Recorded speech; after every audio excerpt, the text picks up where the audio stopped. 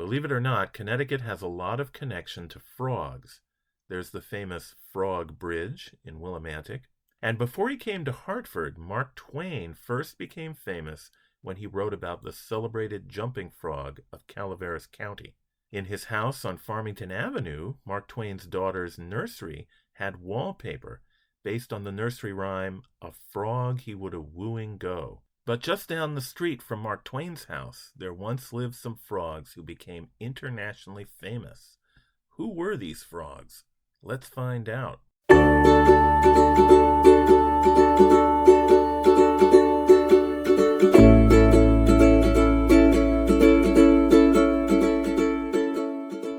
These are the Ambassador Apartments at 210 Farmington Avenue in Hartford, just a few blocks from the Mark Twain House. The building is listed on the National Register of Historic Places and was built in stages between 1917 and 1921. A lot of apartment buildings were being built on Farmington Avenue at that time, replacing the stately homes that once lined the street. One of those stood right here and was torn down in 1916 to make way for the apartments. It was called Echo Lawn, and it was the home of Pliny Jewell, who bought it in 1856 and expanded it to 28 rooms.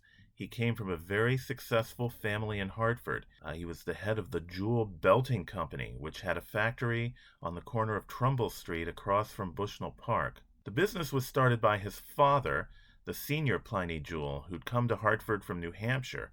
And he was a tanner. He'd started a company that made leather products and got into belting used as a mechanism for transmitting water and steam power in factories. This was a very successful innovation by Jewell because it replaced more expensive and cumbersome gear systems that had been used earlier. So the younger Pliny Jewell and his four brothers would join their father in the business, eventually turning it into the Jewell Belting Company. Pliny's brother, Marshall Jewell, who also lived on Farmington Avenue, was a well-known figure. He served 3 terms as Republican governor of Connecticut. Then, in the Grant administration, he served as U.S. Minister to Russia and then as U.S. Postmaster General. Pliny himself focused more on business. He served as Director of Travelers of the Hartford National Bank and as a Vice President of the Hartford Board of Trade. Here's a section of an Atlas of Hartford published in 1909. To the south is Farmington Avenue, and just to the west is the intersection with Sigourney Street. And just north on Sigourney is Trinity Church, which is still there today. And right here is Jewell's house called Echo Lawn, where the Ambassador Apartments are now. Jewell's property had extensive grounds that the Hartford Courant once described as his private park on Farmington Avenue. The centerpiece of his park was called Echo Lake, and that's where his famous frogs lived. Now, on September 1st, 1892, the Courant published an article about the frogs. The headline reads, "Mr. Jewell's Frogs, Queer Pets of a Prominent Hartford Gentleman. They come when he rings a bell and feast on live mice. They also eat birds when they can get them." So here's some excerpts from that article. Pliny Jewell, Esquire, of this city, at his beautiful home, number 210 Farmington Avenue, has some of the queerest pets that were ever trained, and those of his friends who have been privileged to see him feed his bullfrogs remember the occasion for the rest of their lives. They can tell here and there of what they have seen, and many people who hear them laugh at the story as ingenious fiction. But it is all true. They cannot exaggerate either the solemn manner or the capacious appetites of these queer and knowing frogs. Back of Mr. Jewell's house is a small pond full of lily pads, grass bordered with a gravel path about it. Red gold fish gleam in the water. Here and there a turtle's head lies still on the surface. But the inhabitants and rulers of the province are the dozen or more bullfrogs that have lived there for 6 years past, and whose whole bearing indicates that they own the pond and know they do. 3 times a week, at 5 o'clock in the afternoon, Mr. Jewell feeds them their favorite article of diet, live mice. Promptly by 5 o'clock on these afternoons, the hungriest are up on the bank waiting for him to come to his regular seat by the path.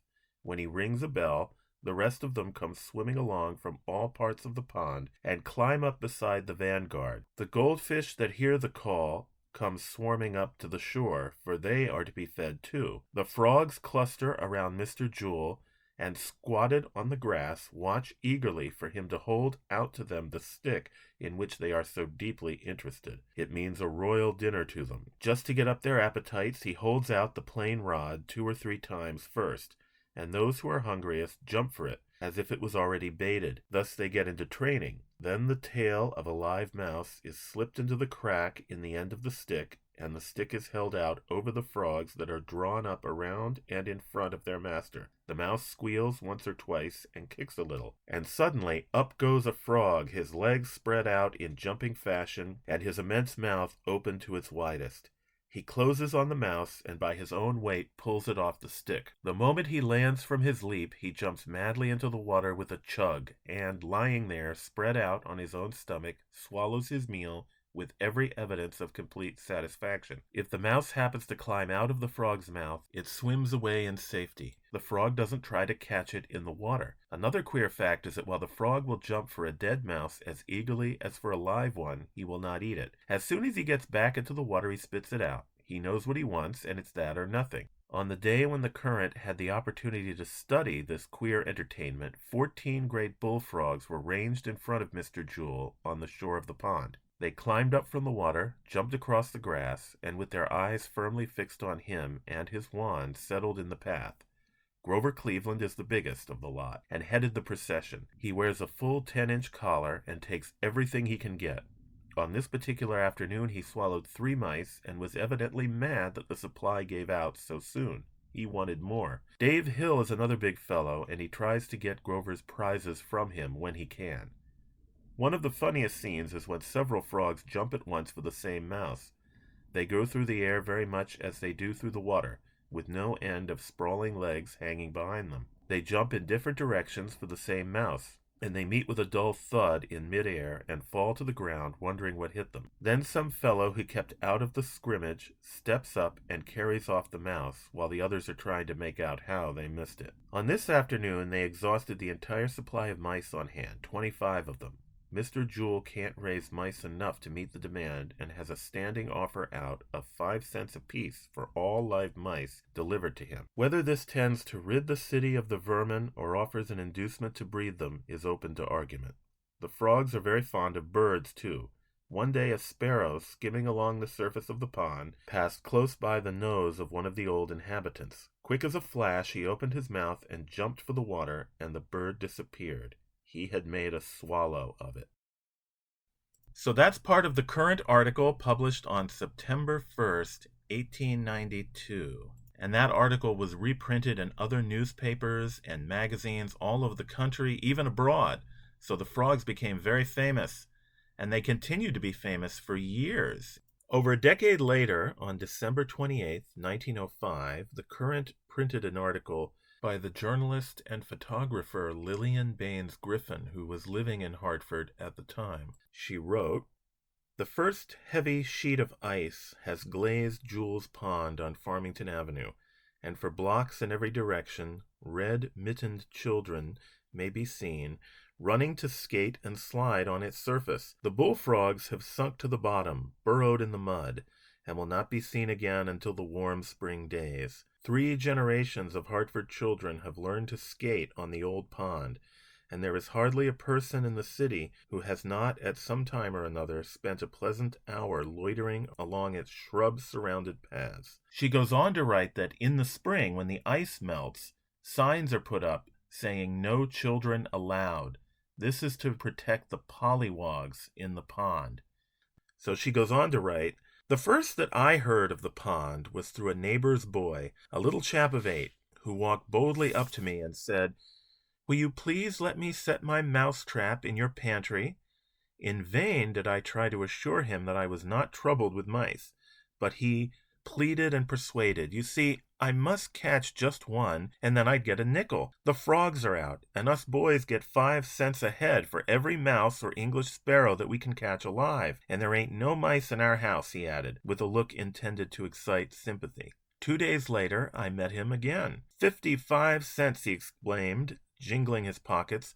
Caught him in the barn. 7 mice and 5 sparrows. Grover Cleveland ate 3 at once. He was gone before I could demand an explanation as to why the name of our only ex-president should be so familiarly mingled with English sparrows, frogs, and nickels. Well, she soon discovered it was a frog and not a president that was referred to. And so during the summer, she would visit the garden, and sometimes she would ring the bell, and the frogs would come. And she writes, "When the frogs reached the bank, they would scramble onto the grass and sit in the middle of the dirt path perfectly still and look meek and dejected until some motion suggested mouse or sparrow. I never gave them either, but just dangled a bit of paper over their heads to see them jump. This they would do for an hour at a time or until they were fully convinced that paper was not live food." So she ends the article by writing, "Once the air becomes chilly, not even food will bring Mr. Jewell's water pets to the surface.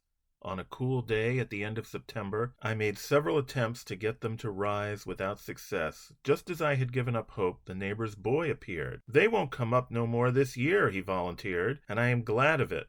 I want the pond to freeze over. I made $3.15 out of mice and sparrows, and I am going to buy skates.'" So that concludes another article about the famous frogs. On his 84th birthday in 1907, Mr. Jewell broke his hip in a fall on his property. Early the next year, he traveled to Florida to recuperate, and while he was away, he rented his house to the incoming governor of Connecticut, George L. Lilly. This was the first time a governor who was not already from Hartford maintained a house in the city during their term. Sadly, the house only served as the executive mansion for a brief time. Lilly was inaugurated on January 6, 1909, and died on April 21st after an illness. His funeral procession started at the house before making its way to the state capitol. Pliny Jewell eventually returned home. In his last years, his attention turned to other animals. The Current reported on June 3, 1911, that the frogs, quote, "remained practically neglected, having to fight for their living in Echo Lake as hard as if they were in the deepest pond in the densest wood," unquote. Instead, he had become more interested in the local squirrels and a flock of about 80 pigeons. He wanted all of his birds to be pure white, so any that deviated even by a feather ended up being served the next day in a pot pie. Jewell died in November of that year, 1911, and the house was torn down about 5 years later. Here's the west side of the Ambassador Apartments, and the parking lot next door is where the lake used to be. It partly extended into the area where the building is just to the north. So if you enjoyed this video, please consider hitting the like button and also subscribing. I have a lot of ideas for other videos I can do, both about the city of Hartford and also Connecticut history and beyond. And you can check out my website, Historic Buildings of Connecticut, historicbuildingsct.com. I also have 2 books about historic Hartford. One is called A Guide to Historic Hartford, Connecticut. The other is Vanished Downtown Hartford. And you can find both of those in local bookstores in Connecticut and also online. Thanks for watching.